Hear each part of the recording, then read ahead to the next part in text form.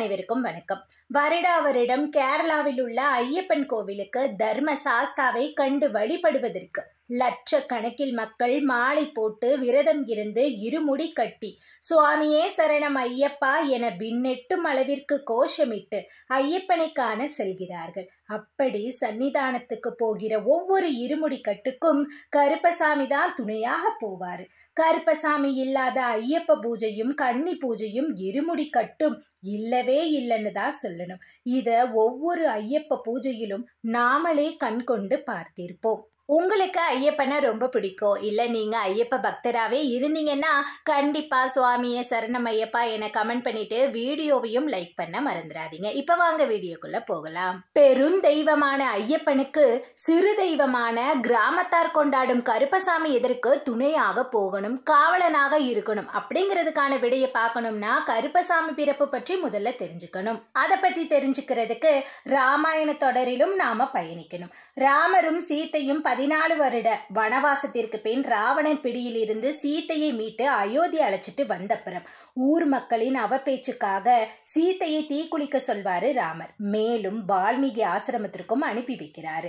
என்னதான் கடவுளோட அவதாரமா ராமர் இருந்தாலும் இன்னும் அவரோட தப்ப மக்கள் குறை சொல்லிட்டு தான் இருக்காங்க. சீத்தை வால்மீகியோட ஆசிரமத்துல ராமரோட மகன் லவனை பெற்றெடுத்து வளர்க்க ஆரம்பிக்கிறாங்க.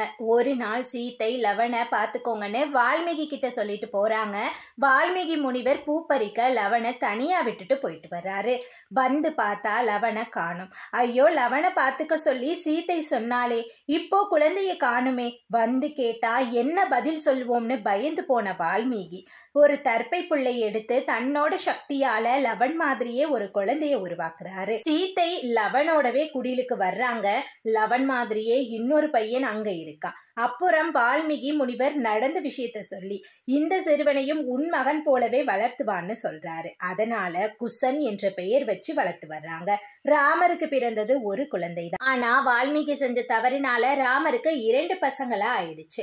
அதற்கப்புறம் ரொம்ப வருஷம் கழிச்சு சீத்தையை சந்திச்ச ராமர் சீத்தையை பார்த்து இவங்க 2 பேர்ல யாரு நம்மளோட குழந்தைன்னு கேக்குறாரு. இதனால சீத்தை நீங்களே என்ன தீக்குளிக்க சொல்றதுக்கு முன்னாடி நானே தீக்குளிக்கிறேன்னு கோபத்தோட தீ மூட்டி அதுல லவன் குசன் 2 பேரோட போறாங்க. அதுல லவனுக்கு ஒண்ணுமே ஆகல. லவனும் சீத்தையும் வெளியே நல்லபடியா வந்துடுறாங்க. ஆனா குசன் மட்டும் கருகி போயிடுறான். அந்த கருப்பு உருவத்துக்கு கருப்பா என பெயரிட்டு உயிர் கொடுத்திருக்கிறாரு ராமர். அதனாலதான் ராமர் பையன்தான் கருப்பசாமின்னு கிராமப்புறங்கள்ல சொல்லப்படுது. பொதுவாக கருப்பசாமி பெண் தெய்வங்களுக்கே காவல் தெய்வமாக இருப்பாருன்னும் இல்ல ஊர்காவலரா இருப்பாருன்னும் சொல்வதுண்டு. ஏன் கருப்பசாமி இன்று வரை ஐயப்பனுக்கும் காவலனாக துணை நிற்கிறாருங்கிற காரணத்தை பார்க்கலாம். அதற்கு முன் ஐயப்பனின் பிறப்பு பற்றி தெரியணும். தேவர்களும் அசுரர்களும் பார்க்கடலை கடைந்த போது அமிழ்தத்துக்கு 2 பேருக்கும் ஏற்பட்ட சண்டையினால் விஷ்ணு மோகினி அவதாரம் எடுத்து அசுரர்களின் கவனத்தை திசை திருப்பி அமிர்தத்தை எடுத்து தேவர்கள் கிட்ட கொடுத்திருப்பாரு. அந்த சமயம் சிவபெருமான் விஷ்ணுவின் அவதாரம் ஆகிய மோகினியின் அழகை கண்டு மயங்கியதால் ஜோதி உருவாகி அந்த ஜோதி பிளம்பில் பிறந்தவர் தான் ஐயப்பன். அப்படி பிறந்த ஸ்ரீ ஐயப்பனை சிவனும் விஷ்ணுவும் பந்தல மகாராஜாவின் ஆட்சிக்குட்பட்ட எல்லையில் பம்பை நதிக்கரையில் போட்டுடுறாங்க. அந்த குழந்தையை எடுத்து இறைவனே தனக்கு கொடுத்ததா நினைச்சு அரண்மனைக்கு கொண்டு போய் தன் மனைவி கிட்ட சொல்லி அவங்க 2 பேரும் ஐயப்பனை தன் மகனாகவே வளர்க்க ஆரம்பிக்கிறாங்க. கழுத்துல மணியுடன் இருந்ததால மணிகண்டன் என்ற பெயருடன் வளர்ந்து வர்றாரு ஐயப்பன். சில வருடங்களுக்கு பிறகு பந்தல மகாராஜாவின் மனைவிக்கு ஒரு குழந்தை பிறக்குது. அதனாலையும் மற்றவர்களின் சொல்லை கேட்டும் ஐயப்பனின் வளர்ப்பு தாயான ராணி ஐயப்பனை கொல்ல நினைச்சு சூழ்ச்சி பண்ணி தனக்கு கடுமையான வயிற்று வலி என்றும் புலிப்பால் குடித்தால்தான் சரியாகும் என்று மருத்துவரிடமும் இதே மாதிரி சொல்ல வச்சிருப்பாங்க. இதனால மணிகண்டனும் தன் தாயின் வயிற்று வலிக்காக தன் உயிரையும் பொருட்படுத்தாது புலிப்பால் கொண்டு வர வனம் நோக்கி செல்றாரு. போன இடத்துல தேவர்கள் ஐயப்பன் கிட்ட முறையிடுறாங்க. இங்க மகிஷி என்ற அரக்கி எங்களை ரொம்ப துன்புறுத்தி வர்றா, அவகிட்ட இருந்து எங்களை காப்பாத்து, அவளை வதம் செய்யுன்னு.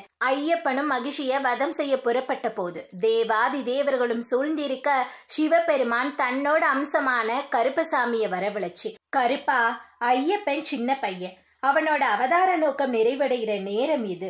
நீ அவனுக்கு துணையாகவும் படை தளபதியாகவும் போன்னு சொல்லியிருக்காரு. இதனாலதான் இன்று வரை ஐயப்பன் பூஜை என்றாலே அது கருப்பசாமி இல்லாம நிறைவடையாதுன்னு சொல்வாங்க. எப்படி சிவபெருமான ஆணைக்கேற்ப கருப்பசாமி நடந்துகிட்டாரோ அதே மாதிரி இன்றளவும் நடக்கிற ஐயப்பன் பூஜையில் தனக்கான நேரம் வரும் வரை காத்திருந்து கருப்பசாமி பாடல் பஜனையை பாடும் போது மட்டுமே கருப்பசாமி வருவார் என்பது ஐயப்ப பக்தராகிய ஒவ்வொருவரும் அறிந்ததுதாங்க. இறுதியில் மகிஷியை வதம் செய்திருப்பாரு ஐயப்பன். தன் தவறை உணர்ந்த மகிஷி ஒரு பெண்ணாக மாறி தன்னோட முன்ஜென்ம பாவத்தால நான் பெற்ற சாபம் தான் இந்த அரக்கி, அதனால நீங்க எனக்கு சாப விமோச்சனம் தான் கொடுத்திருக்கீங்கன்னு ஐயப்பனை வணங்கி தன்னையே திருமணம் செஞ்சுக்க சொல்லி வேண்டியிருப்பாங்க. அதற்கு ஐயப்பனோ, நான் இப்பிறவியில் பிரம்மச்சாரியாக வாழ்வதே என் நோக்கம், எனவே என்னால் உன்னை திருமணம் செய்ய இயலாது. இருப்பினும் உனக்கொரு வாய்ப்பு தருகிறேன். வருகின்ற காலத்தில் என்னை காண்பதற்கென வருகின்ற என் பக்தர்கள் வருடா வருடம் அதிகரித்து கொண்டே இருப்பார்கள். ஆனால் எப்பொழுது என்னை காண ஒரு கன்னிசாமி கூட வரவில்லையோ அச்சமயம் நீ என்னை திருமணம் செய்து கொள்ளலாம். அதுவரை என் சன்னதிக்கு வெளியே உனக்கென்று ஒரு சன்னதி எழுப்ப சொல்கிறேன். உன்னை வணங்கிய பின் தான் கன்னிசாமிகள் என்னை வந்து வழிபடுவார்கள் என வாக்கும் கொடுத்திருக்காரு. அந்த பெண் தான் மஞ்சமாதா மாளிகை பெருத்தம்மன் என்று அழைக்கப்படுறாங்க. அதனாலதான் ஒவ்வொரு கன்னிசாமியும் மஞ்சமாதாக்கு அவ்வளவு முக்கியத்துவம் கொடுக்கறாங்க. இவ்வாறு அப்பெண்ணுக்கு வாக்கு கொடுத்த பின் அரண்மனைக்கு செல்லும் போது மணிகண்டன் புலிப்படைகளோட போறாரு. இந்திர தேவனும் தேவாதி தேவர்களும் புலிகளாக மாறி புடை சூழ்ந்து வருவதைக் கண்டு அரண்மனையில் இருந்த அனைவரும் வியந்து போறாங்க.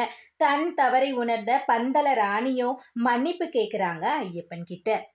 அதற்கு ஐயப்பன், தாயே, இதில் தாங்கள் தவறொன்றும் இல்லை. ஏனெனில் நடந்தவை அனைத்தும் விதிப்படியே நடந்தது என்றும் தான் பிறவி எடுத்த நோக்கம் நிறைவேறிவிட்டதால் நான் தேவலோகம் செல்கிறேன் என்று கூற பந்தல மகாராஜாவின் வேண்டுகோளுக்கு இணங்க ஐயப்பன் ஒரு வில்லை எய்கிறார். அதன் பின் அதோ நான் எங்கு வில் எய்தேனோ அவ்விடத்திலேயே நான் தியான நிலையில் பிரம்மச்சாரியாக இருப்பேன். அவ்விடத்தில் என்னை காண மக்கள் வருகை தருவார்கள் என்று கூறியிருக்காரு. அந்த இடம்தான் இன்று லட்சக்கணக்கான மக்கள் வழிபட செல்லும் சபரிமலை. அதே போல் சபரிமலையில் 18 படிகளுக்கு கீழே கருப்பசாமி சன்னதி இருக்கும். ஆனால் அழகர் கோவிலில் 18 படிகளுக்கு மேலே ஒரு கதவே கருப்பசாமியாக வழிபடப்படுகிறார். அது ஏன் என்பதை பற்றியும் காணலாம். 18ஆம் படி கருப்புக்கு சொல்லப்படும் கிராமத்தார் கதை என்னவென்றால், அழகர் மலையில் இருக்கும் அழகர் உற்சவர் சிலையை எத்தனை முறை பார்த்தாலும் பார்த்து கொண்டே இருக்கலாம். ஏனென்றால் அவரது சிலையானது அபரஞ்சி தங்கத்தினால் உருவானது. எத்தனை முறை பார்த்தாலும் மறுபடியும் மறுபடியும் வணங்க வைக்கும் அபூர்வமான சிலை இது. உலகத்தில் இவரது சிலைக்கு இணையான வசீகர சிலையழகு இல்லை என்றே சொல்லலாம். அவ்வளவு அழகான சிலையை தரிசிக்க வந்த ஒரு மலையாள மன்னன் தன் நாடு திரும்பியதும் பாண்டிய நாட்டில் இருந்து அழகர் சிலையை தன் மலையாள தேசத்துக்கு கொண்டு செல்ல வேண்டும் என்று முடிவெடுத்தான். ஆனால் அழகரோட கோட்டையோ அவ்வளவு எளிதில் யாரும் நுழைய முடியாது. அதனால் அழகரை கவர்ந்து வர 18 மந்திரவாதிகளிடம் அந்த வேலையை ஒப்படைத்தான். அந்த 18 மந்திரவாதிகளும் அரசனின் கட்டளையை நிறைவேற்ற பாண்டிய நாட்டுக்கு கிளம்புகிறார்கள். அந்த 18 பேருக்கும் காவலாக மலையாள தேசத்தின் காவல் தெய்வமான கருப்பு தன் வெள்ளை குதிரையில் அந்த 18 பேருக்கும் முன்னாடி காவலாக செல்கிறார். காவல் தெய்வத்தின் பின்னே அவர்கள் அழகர் மலைக்கு வந்தார்கள். அழகர் மலைக்கு வந்த அந்த தெய்வம் அழகருடைய அழகில் மயங்கி நின்றது. அதே சமயத்தில் 18 மந்திரவாதிகளும் அழகரின் சக்தியை வேறிடத்திற்கு மாற்றுவதற்கு முயற்சி செய்கிறார்கள். யார் கண்ணுக்கும் அவர்கள் தெரியாமல் இருப்பதற்காக ஒருவித மந்திர மையை பயன்படுத்தினார்கள். அந்த மையை கண்ணின் இமைகளில் பூசிக்கொண்டால் அவர்களுடைய உருவம் மறைந்துவிடும். அப்படி தந்திரமாக மறைந்திருந்து அழகரின் உருவத்தில் இருந்த சக்தியை திருட முயற்சித்தார்கள். இவர்களின் திட்டத்தை முறியடிக்க அழகரே கோவில் பக்தர் ஒருவரின் கனவில் தோன்றி எச்சரிக்கை விடுத்துள்ளார். கண் விழித்த பக்தரோ மந்திரவாதிகளான கள்வர்களை பிடிக்க ஒரு காரியத்தை செய்ய முடிவெடுத்தார். அது என்னவென்றால், மறுநாள் காலை இறைவனுக்கு படைக்க தயாராகும் பொங்கலில் அளவுக்கு அதிகமான மிளகு சேர்த்து பொங்கலை முழுவதும் ஆங்காங்கே வைத்தார்.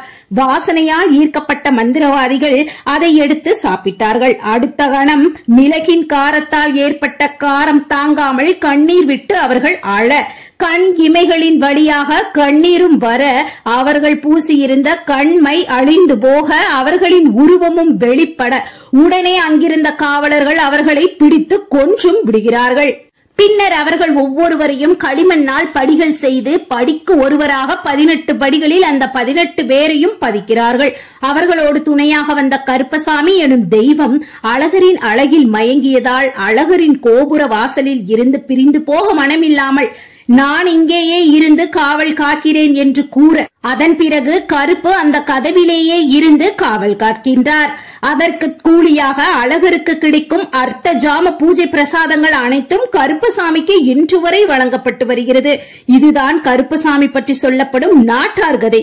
பல மக்களுக்கு காவல் தெய்வமாக இருந்து காத்து வரும் கருப்பசாமி பற்றிய இந்த கிராமத்தார் கதை கண்டிப்பாக உங்களுக்கும் தெரியும். 18ஆம் படி கருப்பண்ணசாமி பற்றிய 45 வருடங்களுக்கு முன்பே பரமசிவம் என்பவர் செய்த ஆய்வு பல உண்மைகளை வெளிக்கொண்டு வந்திருக்கிறது. வரலாற்று பின்னணியில் இவரது ஆராய்ச்சியின் அடிப்படையில் இந்த கோவிலை திருட வந்த 18 பேரும் தமிழ்நாட்டை சேர்ந்தவர்கள் அல்ல. எனவேதான் அவர்கள் கதையில் மலையாள நாட்டவர் என்றும், அதேபோல் 18 பேரும் படையெடுத்து வரவில்லை, தந்திரமாக கோவிலுக்குள் நுழைந்த காரணத்தால் அவர்கள் திருட வந்தார்கள் என முடிவு செய்யப்பட்டது. பிறகு 18 பேரையும் தந்திரமாக பிடித்திருக்கிறார்கள். கோவிலுக்கு வெளியே மக்கள் பெரும் கூட்டமாக இருந்ததால் அவர்களை மடக்கி பிடித்திருக்க வேண்டும் அல்லது தப்பிப்பதற்கு வாய்ப்பில்லாமல் இருந்திருக்க வேண்டும். அதேபோல் இறைவனின் சக்தியை திருட வந்ததாக சொல்லப்படும் செய்தி உண்மை இல்லை. உண்மையான காரணம் என்னவென்றால் அழகர் கோவிலில் கொப்பரை கொப்பரையாக தங்கம் இருந்திருக்கிறது. அந்த அளவுக்கு அழகருக்கு ஆவரணங்கள் இருந்திருக்கிறது. அதை கேள்விப்பட்டுத்தான் கள்வர்கள் வந்திருக்கலாம். மேலும் 2.5 அடி உயரத்தில் அபரிமிதி தங்கத்தாலான பெருமாள் சிலை ஒன்று 7 திருவுடையான் என்ற பெயரோடு இருந்துள்ளது.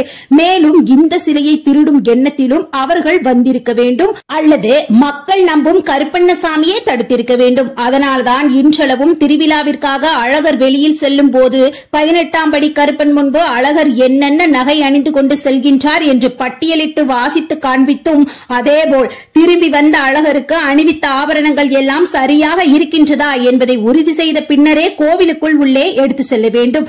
இன்றும் அந்த கோவிலின் சாவியை 18ஆம் படி கருப்பசாமியின் பொறுப்பில் வைத்து பூட்டி வைக்கும் வழக்கம் இருந்து வருகிறது. பொதுவாகவே தமிழ்நாட்டில் கருப்பசாமி இல்லாத கிராமங்களே இருக்காது. மக்களோடு மக்களாக அவ்வளவு நெருக்கமான காவல் தெய்வமாக கருப்பசாமி விளங்குகிறார். ஒவ்வொரு ஊரிலையும் ஒவ்வொரு பேரில கருப்பசாமி இருக்கிறார். தலையில் தலைப்பாகையுடன் நின்ற கோலத்தில் இருப்பார். அதே போன்று விரிந்த நெற்றி, மிரட்டும் கண்கள், முறுக்கிய மீசை, ஓங்கிய ஒரு கையில் வீச்சருவாள், மறுகையில் கட்டை, இவ்வாறாக நிற்கும் கருப்பசாமிக்கு அழகர் கோவில் கருப்பசாமிக்கும் என்ன வித்தியாசம் என்றால், இங்கிருக்கும் கருப்பசாமிக்கு உருவமே கிடையாது. இங்கிருக்கும் மிகப்பெரிய கோபுர கதவே கருப்பசாமியாக மக்கள் வழிபடுகிறார்கள். இந்த கோபுர கதவை பற்றி ஆராயும் போது கிபி 1608ஆம் ஆண்டுக்கு முன்வரை இந்த கதவு அடைக்கப்படவில்லை. அந்த கதவு வழியே தெய்வங்களும் மக்களும் சென்று வந்திருப்பது தெரிய வருகிறது.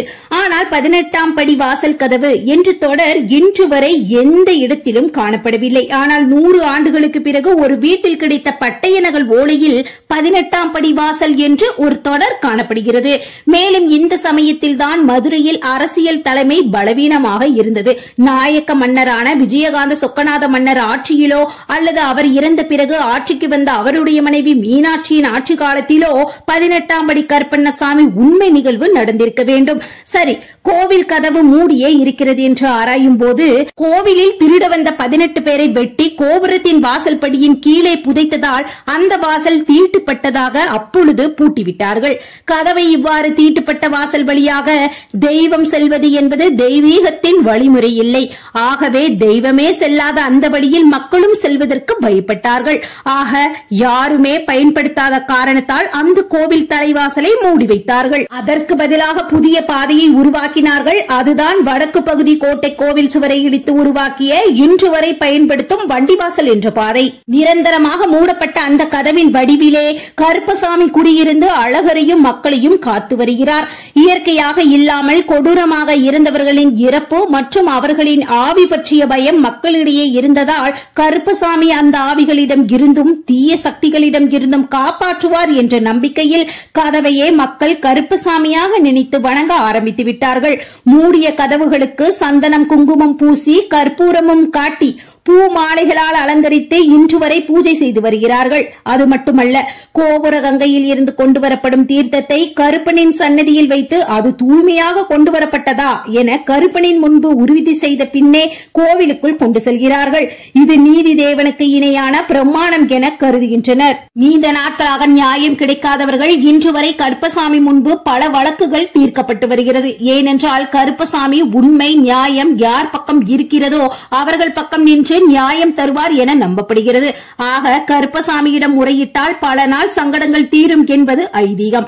அதேபோல் எப்போதுமே மூடப்பட்டிருக்கும் இந்த கதவு வருடத்திற்கு ஒரு நாள் மட்டுமே திறக்கப்படும். மற்றபடி வேண்டுதல் நேர்த்திக்கடன் எல்லாமே அந்த பூட்டிய கதவுக்குத்தான். கதவுகளின் இடுக்கின் வழியாக ஆலயத்தின் உள்ளே பார்ப்பவர்களின் பார்வை கருப்பசாமியால் பறிக்கப்படும் என்பது அனைவரின் நம்பிக்கை. சரி, அந்த ஒரு நாள் மட்டும் ஏன் திறக்கிறார்கள்? அப்படி திறக்கும் போது அந்த வழியே யார் செல்ல வேண்டும் என்று பார்த்தால் அழகரின் பல்லக்கு கூட அந்த வழியாக செல்லாது. ஆனால் அழகரின் போர்க்கருவியான சக்கரத்தாழ்வார் மட்டும் இந்த வாசல் வழியாக வருகின்றார். சக்கரத்தாழ்வாருக்காக மட்டுமே அந்த கதவு வருடத்திற்கு ஒரு முறை திறக்கப்படுகிறது. அது ஏன் என்று ஆராயும் போது ஏற்கனவே இறந்து போன ஆவிகளை கட்டுக்குள் வைக்கத்தான் கருப்பசாமியை காவல் இருக்கின்றார். ஆனால் சக்கரத்தாழ்வார் மட்டும் ஆவிகளை வென்று அவ்வழியே வந்து பாதுகாப்பதாக நம்பப்படுகிறது. இதெல்லாம் ஒருபுறம் இருக்க, பெருந்தெய்வமான அழகர் சாமியை சிறு தெய்வமான கருப்பர் எப்படி காவல் காக்க முடியும் என்ற கேள்வி எழும்பொழுது அதற்கான பதில், மும்மூர்த்திகளில் ஒருவர்தான் விஷ்ணு. விஷ்ணு காக்கும் தெய்வமாக இருக்கும் போது அவருக்கு ஏன் காவல் என்று பார்த்தால், விஷ்ணுவின் அவதாரங்களில் ஒன்றை வாசுதேவ கிருஷ்ணன் என்று அழைப்பார்கள். அதற்கு தமிழ் அகராதியில் என்னவென்றால் கரிய நிறமுடைய காரிக்கண்ணன் என்று சொல்லலாம். காரி என்றால் கருப்பு நிறமுடைய மாட்டினை ஆயர்கள் காரி என்று பெயர் வைத்து அழைப்பார்கள். திருவடியும் கண்ணும் திருவாயும் செய்ய கரியவன் கண்ணன் எனும் கருந்தெய்வம். ஆக கருப்பு நிறத்தை அழகு மிகுந்த நிறமாகவே கருதினார்கள். மேலும் பார்க்கடலை கடைந்த போது கருப்பசாமியின் பிறப்பை திருமாலோடு தொடர்பு படுத்தினார்கள்.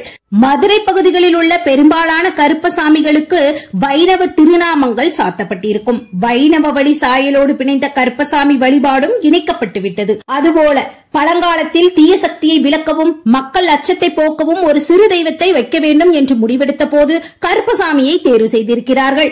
இதை அப்போது இருந்த உயர்சாதி பிராமணர்களும் ஏற்றுக்கொள்ளக்கூடிய சூழ்நிலையும் இருந்திருக்கிறது. இதன் பின்னால் உள்ள செய்திகள் சமூக இயக்கங்கள் தங்களை காத்துக்கொள்ள எந்த வகையில் சமூகத்தோடு ஒத்துப்போகும் என்பதையே காட்டுகிறது. ஆக இவ்வளவு வரலாறும் ஆன்மீக பண்பாடு இருந்தாலும் இன்றும் அந்த மண்ணில் அனைத்து மக்களும் ஒற்றுமையாக ஒன்றாக சாதி மத பேதமின்றி கொண்டாட்டம் கொண்டாடுவதற்கு 18ஆம் படி கருப்பசாமிதான் ஒரே காரணம்.